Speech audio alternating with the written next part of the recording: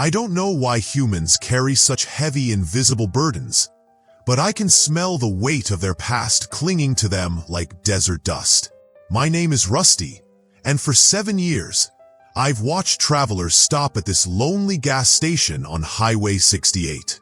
Some come for fuel, others for snacks, but a few, they come running from something they can never quite leave behind. There's something about the way broken people move, slower, more careful, like they're carrying glass inside their chest. And me, I'm just a dog who's learned to recognize the scent of a wounded soul. I am Rusty, a golden retriever mix with graying whiskers and eyes that have seen too much. I've called this Chevron station home since I was barely 2 years old, when old Pete found me half-starved by the roadside. Pete's the owner, a weathered man in his 60s who speaks more to me than to the customers. He says I'm better company than most humans, and after 7 years of watching people come and go, I'm starting to understand why. This station sits like a small island in an ocean of nothing, just endless desert stretching in every direction, broken only by the black ribbon of asphalt that carries strangers past our door. We're exactly 247 miles from anywhere that matters, which makes us the perfect stop for people who don't really want to arrive anywhere at all. My days follow a rhythm as steady as the sunrise. I wake with Pete at 5 a.m., stretch in the cool morning air, and begin my rounds. While Pete stocks the shelves and counts yesterday's earnings, I patrol the parking lot, checking for overnight visitors. Sometimes truckers catching sleep, sometimes families on vacation, and occasionally, those special ones who park but never seem ready to leave. I've developed what Pete calls my sixth sense, an ability to read people before they even step out of their cars. It's in the way they grip the steering wheel, how long they sit after turning off the engine, the heaviness in their shoulders when they finally emerge. Regular customers move with purpose, pump gas, grab a coffee, maybe use the restroom, then back on the road. But the ones I pay attention to, they move like they're walking through water, like every step requires a decision they're not sure they want to make. Pete noticed my peculiar habit years ago. "Rusty," he'd say, watching me approach certain customers with unusual gentleness, "you got a way of knowing who needs a friend." He's right, though I've never understood how I know. Maybe it's the way grief changes a person's scent, makes them smell like old rain and unfinished conversations. Maybe it's how sorrow sits in someone's posture, rounding their shoulders and shortening their steps. Over the years, I've become something of a fixture here. Customers expect to see me lounging in the shade of the building or wandering between the pumps. Children always want to pet me, and their parents usually oblige, grateful for a moment's distraction from whatever destination awaits them. But it's the lonely ones, the hurting ones, who capture my attention completely. What about you? Have you ever felt drawn to help someone without knowing why? Sometimes the heart sees what the mind hasn't figured out yet. Then one Tuesday in late September she arrived. The sun was setting, painting the desert in shades of copper and gold, when a dusty Honda Civic pulled up to pump 3. I was lying in my usual spot by the ice machine, but something made me lift my head. The car sat there for a full 5 minutes with the engine running, like the driver was having an argument with herself about whether to stay or go. When she finally stepped out, I knew immediately she was one of mine. She was young, maybe 25, with dark hair pulled back in a messy bun and clothes that looked like they'd been grabbed from a laundry basket without much thought. But it wasn't her appearance that caught my attention.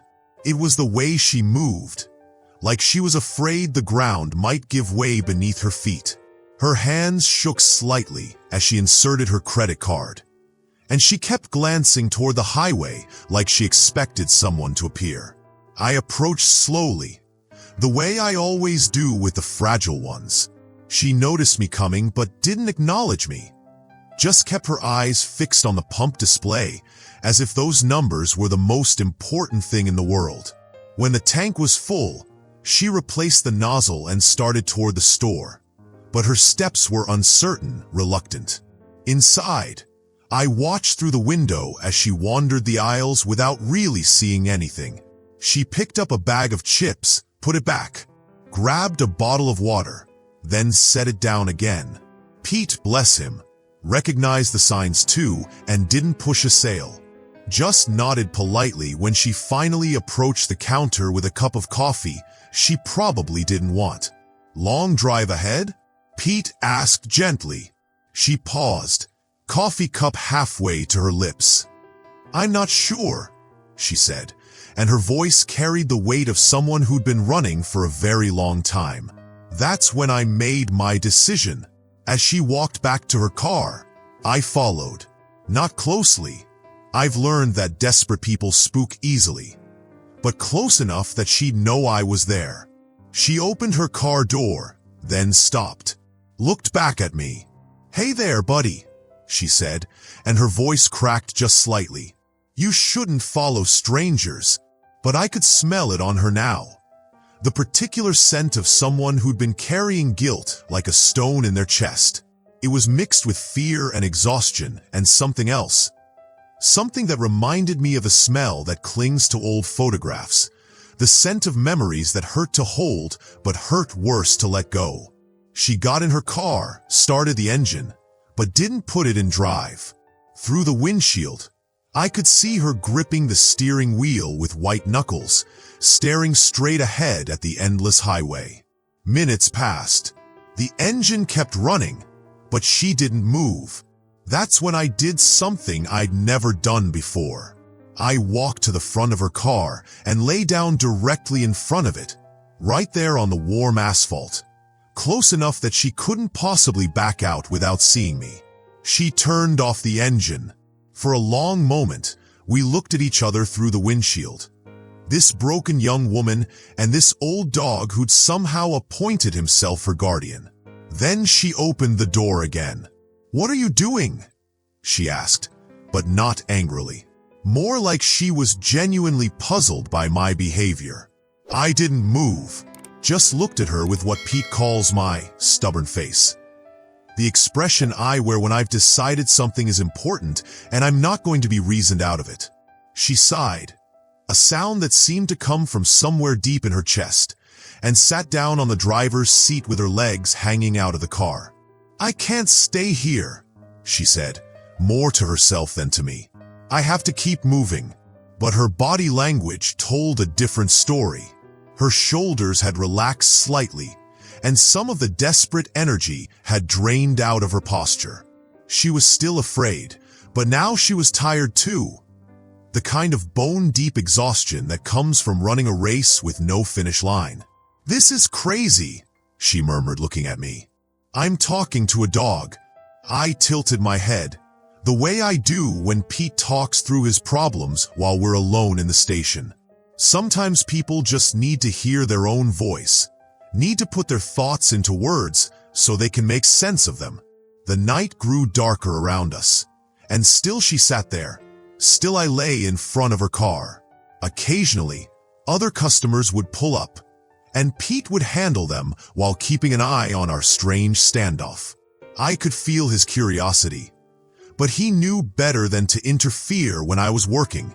Finally, as the desert stars emerged in their full glory, she spoke again. 6 years, she said quietly. It's been 6 years since I called home. 6 years since I even sent a text message. Do you know what it's like to miss someone so much it feels like dying, but to be too ashamed to reach out? I didn't move, but I listened with my whole body. The way dogs do when humans finally decide to tell the truth.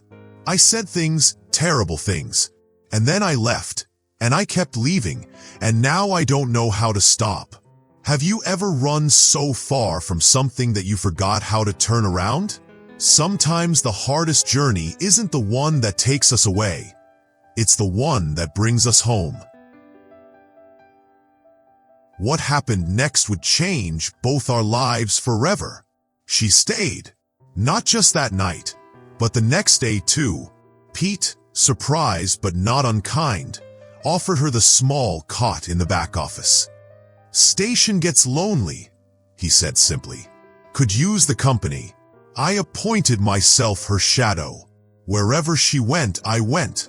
When she sat on the curb outside the station, staring at her phone like it might explode, I sat beside her.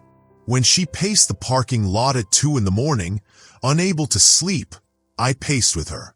When she cried, and she did cry, usually when she thought no one was watching, I pressed my warm body against her legs and let her tears fall into my fur. The second evening, as the sun painted the sky in those same copper and gold shades, she finally made the call. I was lying next to her on the concrete steps of the station when she pulled out her phone and scrolled through her contacts. Her finger hovered over a name, Mom, for what felt like forever. Her breathing became shallow, rapid, the way it does when humans are preparing to do something that terrifies them. "What if she hangs up?" she whispered to me. "What if she doesn't want to hear from me after all this time?" I nudged her hand with my nose, gently but insistently. Sometimes humans need permission to do what their hearts are already telling them to do. She dialed. The phone rang once, twice, 3 times. With each ring, I could feel her tension building, her body coiling like a spring ready to snap. She was ready to hang up when someone answered. "Hello?" The voice was older, cautious, but I could hear something else in it through the phone's tiny speaker. Hope, carefully contained but unmistakably there. "Mom?" Her voice broke on the single word, and I felt her whole body start to shake. The silence that followed lasted only seconds, but it felt like hours. Then from the phone, "Sarah? Oh my God, Sarah, is that really you?" And that's when the dam burst. 7 years of watching humans at their most vulnerable had taught me to recognize the moment when someone finally stops running. It doesn't happen gradually. It happens all at once, like a wall crumbling. Sarah doubled over, phone pressed to her ear, and sobbed with a kind of desperation I'd only seen in people who'd been holding their breath for years. "I'm sorry," she kept saying. "I'm so sorry, Mom. I said such awful things. And then I couldn't face you. I couldn't face what I'd done." Her mother's voice was crying too, but it was the good kind of crying, the kind that washes things clean. "Baby, I've been waiting for this call every day for 6 years. Every single day." They talked for hours. I stayed pressed against Sarah's side as she told her mother about the years of running, the jobs that never lasted, the apartments she'd left in the middle of the night when the walls started closing in. She talked about the guilt that followed her like a shadow, about the dreams where she was always trying to get home but could never find the way. And her mother talked back, about the regret, about the words she wished she could take back, about the empty bedroom that she'd kept exactly the same because hope was sometimes all she had. "Where are you now?" her mother asked eventually. Sarah looked around at the gas station, at Pete visible through the window counting the day's receipts, at me with my graying muzzle and patient eyes. "I'm at a gas station in the middle of nowhere," she said, and for the first time since I'd met her she laughed. "With a dog who wouldn't let me leave." "A dog? His name is Rusty, and I think he might have saved my life." As dawn approached, they made plans. Sarah would drive home. Really home, not just to another temporary stopping point. She would stay for as long as it took to rebuild what had been broken. She would help her mother, who had developed arthritis in the years Sarah had been gone. She would meet her sister's children, who had only heard about their mysterious aunt in whispered conversations. When she finally hung up, the desert was painted in the soft pastels of sunrise. Sarah looked down at me, her eyes red-rimmed but clearer than I'd seen them. "How did you know?" she asked. "How did you know I needed to make that call?" I couldn't tell her that some dogs are born to recognize broken hearts, that we can smell the difference between someone who's lost and someone who's choosing to stay lost. I couldn't explain that sometimes love means refusing to let someone run away from the very thing that might heal them. Instead, I just leaned against her one more time, feeling the last of the tension leave her body as she scratched behind my ears. "Thank you," she whispered. "When was the last time someone refused to let you give up on yourself?" Sometimes the greatest gift we can give someone is simply refusing to let them disappear. 3 weeks later, Sarah came back for me. I was dozing in my usual spot when I heard a familiar car engine. The Honda Civic looked different, cleaner, like it had been cared for instead of just driven. And Sarah looked different too. The desperate energy was gone, replaced by something steadier, something that looked like peace. "Hey, Rusty," she called, and her voice was different too, warmer, more present. "Want to come home with me?" Pete emerged from the station, wiping his hands on a rag. I could see in his face that he'd expected this, maybe even hoped for it. "That dog's been waiting for you," he said simply. "Haven't seen him eat right since you left." Sarah knelt down, and I went to her immediately, feeling the rightness of it in my bones. She buried her face in my fur, and I could smell new things on her. Home-cooked meals, family hugs, the particular contentment that comes from sleeping in your childhood bed. "My mom wants to meet you," she said. "She's been cooking all week, preparing for her new grandson." As we prepared to leave, Pete pressed a bag of my favorite treats into Sarah's hands. "For the road," he said gruffly, but I could see the emotion in his eyes. "You take care of each other now." Sarah promised to send postcards, to call, to visit when she could, but we all knew this was goodbye. Not just to Pete in the station, but to the version of Sarah who had arrived here 3 weeks ago, desperate and running. The drive to her mother's house took 8 hours, but it felt like the shortest journey of my life. Sarah talked to me the whole way, telling me about her family, about the town where she'd grown up, about the bedroom that would be mine now too. "You know," she said as we turned onto a tree-lined street that smelled like home, "I spent 6 years running from the one place I belonged. All that time, I thought I was protecting myself from more hurt. But really, I was just lost." She pulled into the driveway of a small house with a garden full of flowers and a front porch that looked perfect for lazy afternoons. Before she could even turn off the engine, the front door opened and a woman with Sarah's eyes and graying hair came hurrying out. The reunion was everything a dog could hope to witness. Tears and laughter and hugs that looked like they might never end. And when Sarah's mother knelt down to meet me, I saw where Sarah got her kindness.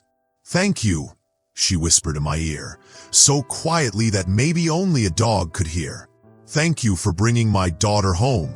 That night, as I lay on a soft bed in Sarah's childhood room, listening to the sounds of a family healing itself one conversation at a time, I thought about all the travelers I'd watched over the years. Some had been running toward something, others away from something, but Sarah had been different. She'd been running from herself. Humans forget sometimes that the longest journeys aren't measured in miles. The hardest distance to travel is the space between who you think you are and who you're brave enough to become. The most difficult road to find is the one that leads back to the people who loved you before you learned to be afraid of love. I'm not just a gas station dog anymore. I'm a bridge builder, a keeper of broken hearts, a believer in second chances. And sometimes, when the morning light streams through Sarah's window and I hear her on the phone with friends she thought she'd lost forever, I remember that the best rescues happen when we refuse to let someone rescue themselves right out of the love they deserve. If you've ever had a Rusty in your life, whether four-legged or two, share this story. Sometimes we all need someone who won't let us drive away from our own happiness. And if you're reading this while running from something yourself, maybe it's time to stop the car. Maybe it's time to make the call. Maybe home is still waiting for you, just like it waited for Sarah. What about you? Is there a road that leads back to somewhere you belong? The people who love us don't keep scorecards. They just keep hoping we'll remember the way home. Subscribe here and never miss another story that inspires,